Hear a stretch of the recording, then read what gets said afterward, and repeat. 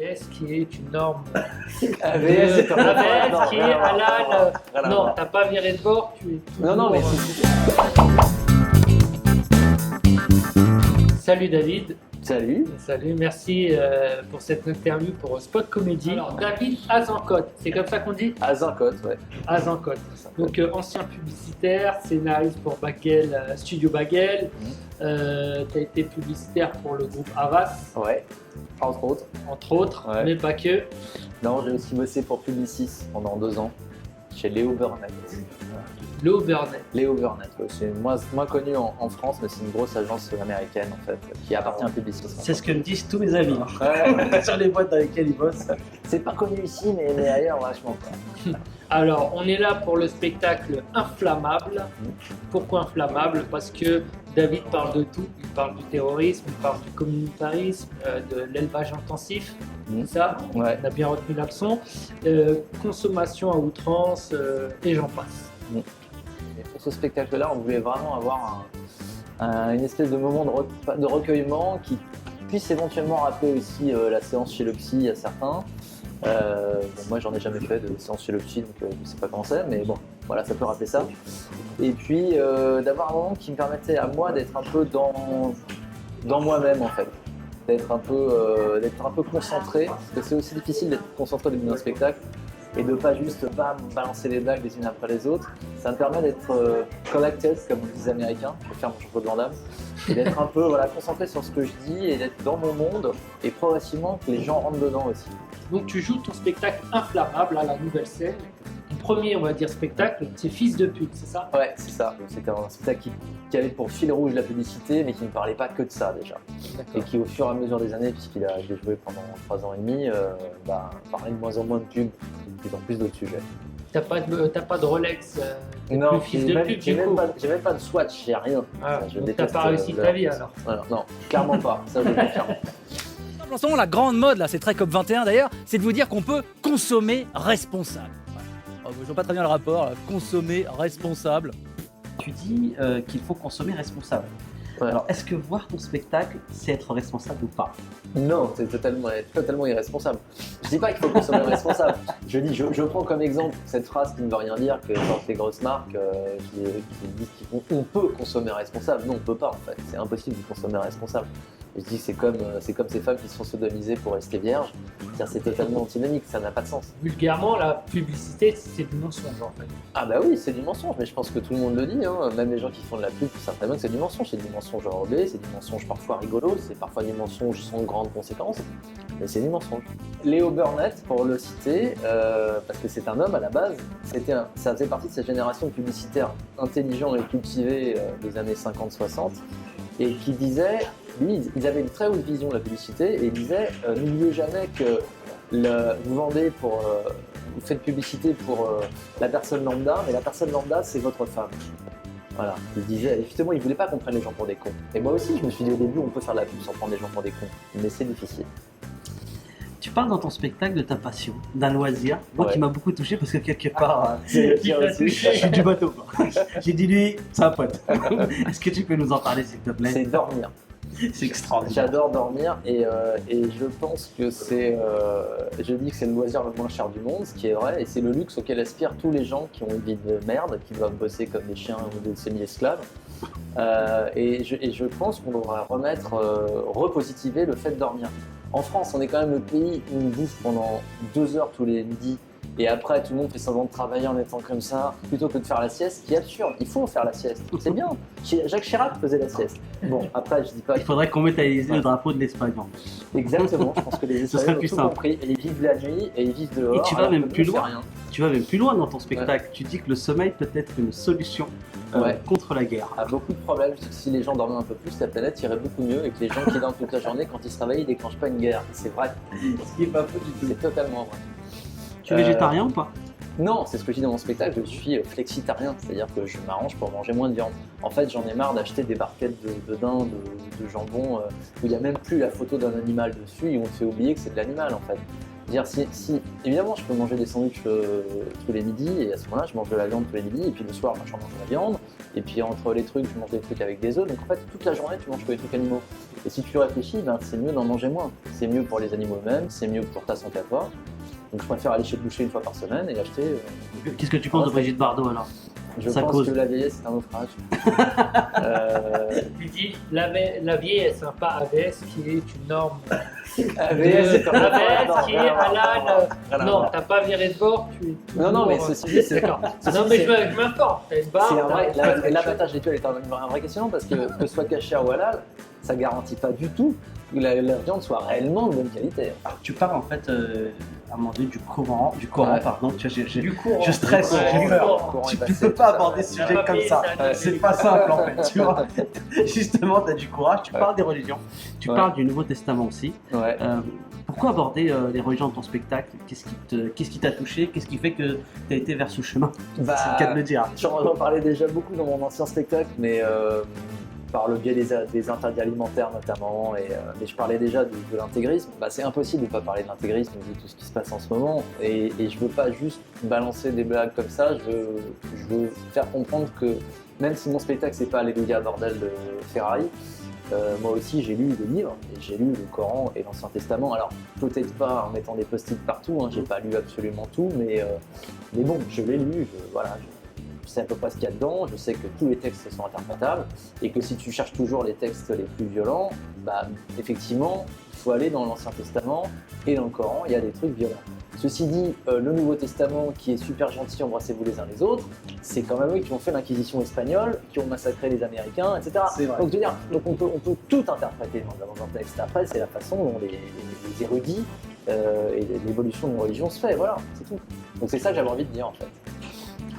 Tu fais aussi, faut le savoir, de la pub. Moi, tu as fait de la pub, Ouais. mais tu es sur Europe 1 dans l'émission Ça pique mais c'est bon, Ouais. avec Anne Romanoff. Ok, non, ouais. Là aussi, tu es corrosif. J'essaye de l'être. Alors parfois je suis corrosif et les gens comprennent pas ce que je raconte. Ça peut arriver parce qu'on a un public dans l'émission, dans la salle, et il faut bien avouer qu'ils ont un certain âge. Et parfois certaines réflexions leur passent un peu au-dessus de la tête. Mais en règle générale, ils arrivent à suivre. Et oui, j'essaie d'être corrosif. Je fais aussi des blagues un peu en dessous de la ceinture parce que il faut bien avouer que ça permet de réveiller les gens. Mais oui, corrosif toujours, oui. D'accord, on va regarder un extrait de ta chronique. Mais non, nos députés et sénateurs ont adopté à une large majorité une loi qui double les délais de prescription pénale. Alors, je vois l'air égaré de tout le monde dans cette pièce. Non, Surtout attention. les enfants, là, il y en a qui sont en Quoi, train la de prescription s'endormir. pénale. Non, attention, c'est très bien. Hein. Je vais vous prendre un exemple pratique, vous allez comprendre. Ça veut dire que voilà, si jaloux du bronzage d'Anne Romanoff, après ses vacances, je la tue dans un accès de colère. On est d'accord, tout cela est parfaitement hypothétique. Hein. Niveau bronzage, à nous deux, on pourrait faire un concours Doliprane contre aspirine. Mais imaginons, voilà, c'est hypothétique. Eh bien, je serais poursuivi par les fans d'Anne Romanoff au cri de... Ils sont vraiment effrayants, hein. Mais surtout, je serai poursuivi par la justice française qui pourra désormais le faire dans un délai de 20 ans contre 10 ans auparavant. Voilà. Mais un amendement discret a été rajouté par un sénateur Les Républicains qui réduit à 12 ans maximum à partir de leur découverte les poursuites pour délits cachés, comme abus de biens sociaux, corruption, voire emploi fictif. Alors ça, Non, ils ont pas alors, osé les non, députés. c'est un hasard. Hein, bah si, ils ont osé, c'est même à ça qu'on les reconnaît. Justement, là, on vient de voir ta chronique en fait. Ouais. Et c'est vrai en fait, tu fais tout au long de ton show des comparatifs qui sont parfois des opposés mais impensables. Ah, oui. Je te donne un exemple, on parle des attentats, enfin tu parles des attentats Ouais. et ça finit sur les pédophiles. Ouais. La liaison est assez vaste, Oui, très large. Ouais, mais parce que je donne l'exemple en disant, parce qu'en fait je me dis aussi que quand on dit que le terrorisme n'a rien à voir avec la religion, là pour le coup je suis pas d'accord. Il y a des gens qui se basent sur des textes, qui les interprètent de façon stupide, mais ils se basent quand même sur quelque chose. Et je comprends à quel point les gens de culture musulmane sont gênés d'être associés à ça. Et donc je prends comme exemple absurde en disant, bah moi je comprends parce que j'ai un pédophile dans ma famille. Et, Oui, c'est vrai. Et Ce qui tout de suite alors, rassure ce d'ailleurs. qui tout de suite rassure tout le monde, en disant bah, on a pris des mesures, c'est-à-dire que voilà, ça prouve bien qu'on n'est pas tous pédophiles dans ma famille. Et évidemment c'est surprenant de dire ça, et je rassure les spectateurs, d'ailleurs peu importe, d'ailleurs je pourrais très bien avoir un pédophile dans ma famille, et justement ça ne veut pas dire que je le suis. tu parles du judaïsme, et plus particulièrement, tu es juif, et tu dis quelque chose qui m'a fait beaucoup rire. Je suis un peu comme la Dacia du judaïsme. Ouais. Pourquoi? Parce que je dis que j'ai pas toutes les options. Non, mais je dis parce que j'ai pas toutes les options. C'est-à-dire que je suis à la fois proche de la culture et religieusement très éloigné, même si ça m'arrive. Je fais les 2-3 fêtes importantes qui sont un peu les moments où les gens se retrouvent. Voilà. Mais je suis très éloigné de la croyance et de la foi au sens le plus évident. Disons que je n'ai pas la foi du charbonnier, comme on dit chez les Auvergnats. C'est très cérébral et voilà, c'est quelque chose qui est paradoxal mais qui est important. C'est-à-dire qu'on peut très bien être lié à une religion, à une culture, sans croire tout ce qu'il y a dedans. Voilà. T'en joues de ça sur scène? Bien sûr. Mais moi, je suis un laïcard. Moi, je suis, comme disait, je sais plus, c'est Woody Allen, je crois. Je suis marxiste tendance Groucho. Moi, je suis juif tendance Groucho-Marx. Voilà. C'est ça. On revient sur ton spectacle. Ouais. Le conflit israélo-palestinien. Ouais. Alors, tu dis, c'est une boulette et que Israël a un peu dépassé les limites du cadastre. Ouais, c'est vrai.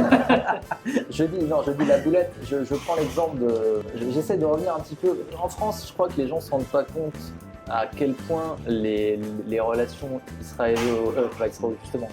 judéo-musulmanes sont complètement mêlées depuis des centaines d'années, depuis 1500 ans, quoi. Enfin, c'est totalement imbriqué. Et je reviens sur les relations notamment au Maroc, parce qu'une partie de ma famille est du Maroc, les relations entre les juifs et les musulmans au Maroc. Et je prends notamment l'exemple de Mohamed V qui a clairement servi de bouclier à un moment donné face aux autorités de Vichy qui voulaient recenser les juifs, en voulaient les déporter ensuite en Europe. Et après Israël allait s'installer au milieu des Arabes. Je dis bon, la boulette, le falafel, parce que ça paraît quand même un peu absurde. Mais après, je voulais pas aborder ce que je voulais faire comprendre, c'est que évidemment, c'est un sujet tellement complexe qu'il y a forcément des responsabilités dans les deux sens. Tout dépend à quel moment tu commences l'histoire, tout dépend jusqu'où tu remontes. Mais c'est pour ça qu'à la fin, j'apporte une solution absurde au conflit israélo-palestinien. Je dis qu'il faut tout filer aux Portugais. Effectivement, j'allais dire de béton, on met des barbecues, on construit un hôtel et puis c'est bon, on oublie tout. Pourquoi les Portugais? Parce que j'aime bien faire des blagues sur les Portugais déjà. Et puis parce que en les faisant, j'explique que je sens bien que c'est plus facile parce que je fais beaucoup de blagues sur l'islam et sur le judaïsme et sur Israël et sur la Palestine. Elle passe, évidemment, les gens rigolent, mais il y a quand même une espèce de recul, genre wow, où est-ce qu'on va? Et puis, quand je pars sur les Portugais, forcément les gens se lâchent parce que ça fait rigoler tout le monde, et je dis voilà, je sens bien que c'est plus facile de faire des blagues sur les Portugais que sur d'autres communautés. Un dernier sujet que je voulais aborder avec toi, tu parles d'Internet. Ouais. Est-ce que pour toi, Internet, c'est la future arme? La future arme nucléaire? Je suis persuadé que ça fonctionne déjà. Donald Trump a été élu grâce à Internet. Donc voilà, il suffit de raconter absolument n'importe quoi, les gens vérifient plus rien et ils disent il a raison et boum. Donc oui, Internet est en train de détruire complètement le peu d'intelligence qui nous restait. Et à côté de ça, en plus, comme on crée des algorithmes et des intelligences artificielles qui deviennent de plus en plus puissantes. Que tu abordes d'ailleurs dans ton spectacle. J'aborde ce sujet, même si voilà, c'est pas une conférence, mais on remet tout notre destin est remis dans les mains de machines. Donc oui, à terme, c'est la destruction de la culture humaine. Mais voilà, même si c'est aussi un outil de connaissance qui nous permet de nous cultiver, de télécharger des livres, etc.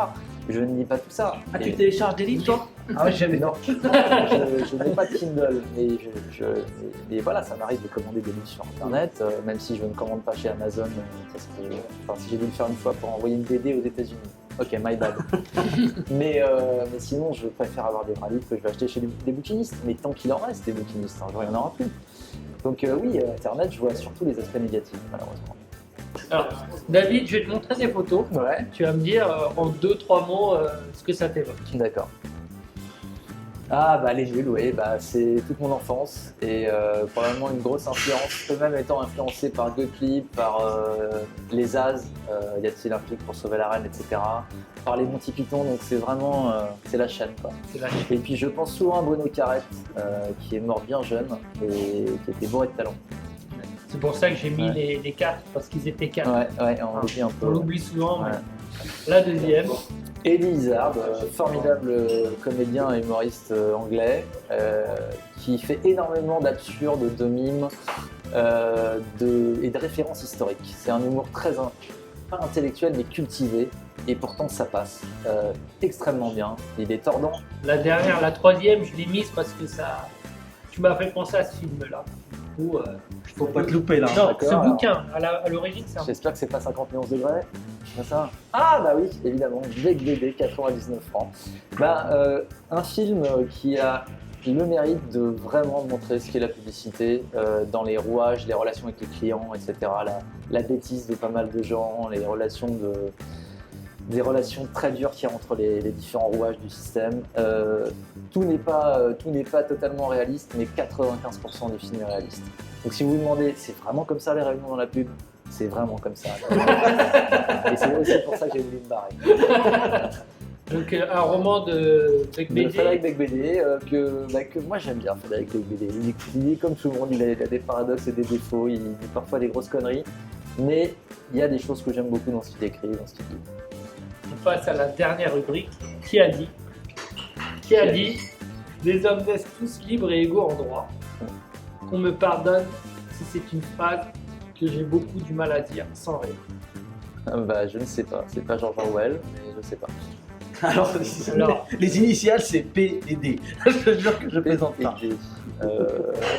Emmanuel Pourtant, Daphne, c'en était pas. Hein. Moi j'en ai pas un, mais. C'est Pierre Desproges. François Pillet. Ah oui, Pierre Desproges, oui, effectivement, j'aurais pu le. Ouais. Il a dit tellement de choses, Pierre Desproges, des fois on sait plus si c'est lui. Ton spectacle, c'est inflammable. C'est vraiment un spectacle inflammable. Il y a On rigole quand même. On rigole Attention, parce que on n'est pas là, là, j'ai ça envie de va, me mais- jeter à l'eau avec un parfum. Mais il y a quand même une forme de bienveillance Ouais, j'espère. vis-à-vis des gens, je pense. Ouais, C'est un j'espère. message, si on réfléchit un peu derrière, il y a un message Il y a où, un message de réfléchir, de prendre son temps un peu, de dormir plus. dormir Et plus pour de- vivre mieux. d'essayer de se cultiver pour comprendre mieux ce qui se passe. Ouais. On apprend énormément en tout cas. Au-delà du spectacle qui est vraiment réussi, franchement le lieu est très atypique. La nouvelle scène, on sent les secousses d'ailleurs. On peut, oui, sans les secousses, ça bouge un peu, et encore c'est calme, là il n'y a pas trop de bateaux-mouches, mais oui, il faut vraiment venir dans ce théâtre, il y a plein d'autres spectacles qui ont tous été très très bien choisis par la maîtresse des lieux, Jessie Varin, que je salue. Donc, c'est le spectacle de David Azencote pour Inflammable à la nouvelle scène, Tous les mercredis à 21h30. tous les mercredis à 21h30. C'est dans le 5e C'est le arrondissement. 5e arrondissement, c'est métro moderne mutualité. Allez le voir, franchement l'endroit est super et le talent du comédien est parfait. Donc Merci. allez-y, on a vraiment aimé et franchement on vous encourage à y aller. Longue vie à Spot Comedy, qui est le premier site qui fait des blagues avec des spots de lumière. Et ça, je pense que c'est bien parce que ça n'a jamais été fait avant. Donc, big up.